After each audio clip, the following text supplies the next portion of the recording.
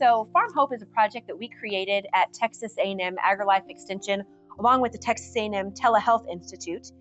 We partnered together, and really the reason why for it is truthfully kind of a passion project from some experiences that we've had. Me personally, I've lost some folks in my life to suicide, had other very good family friends and family members who've struggled with mental health in the ag industry. And so this became a really important topic for me. And we decided it was time that somebody was talking about this, right, with our producers, with people in rural areas. And so Farm Hope was created to do that.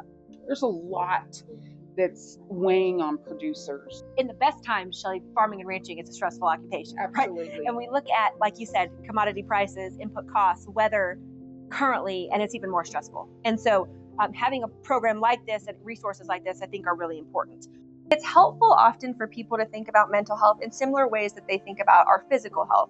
So if a family member or loved one tells me that they're experiencing high blood pressure, I'm going to get them into the doctor straight away so that if they need to, they can get on blood pressure medication. What I'm not going to do is say, let's just see if it gets better on its own, and then wait for it to turn into a heart attack or a cardiac event, right? So in that same way with our mental health, sometimes we just go through a hard time. And if we seek out care in the earlier stages, we're going to have better outcomes and hopefully bounce back in ways that we wouldn't if we waited and waited. One of the resources we offer with Farm Hope through our partnership with the Telehealth Institute is the ability to offer free counseling services for anybody in Texas who's involved in agriculture and their family members. So completely free. We don't need referrals. We don't need insurance. We don't have to pay. It's free. And it's telehealth counseling, so it's done over the phone or the computer. And I think one thing that's really unique about our program is we have a single clinician in College Station.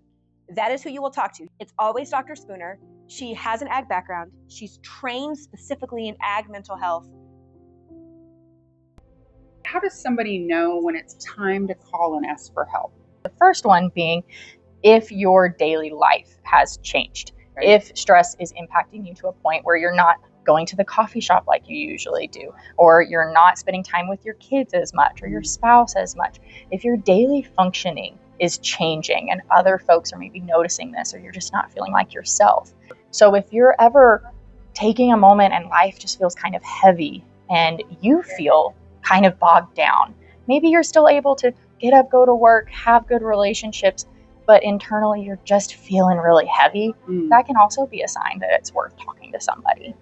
One of the things that you guys did today is you played a video with Grant Heinrich, and he was talking specifically about suicide and the impact that it's had on his family. And what are some things that, if there's somebody watching this today that is feeling hopeless, that's considering hurting themselves, what would you say to them today?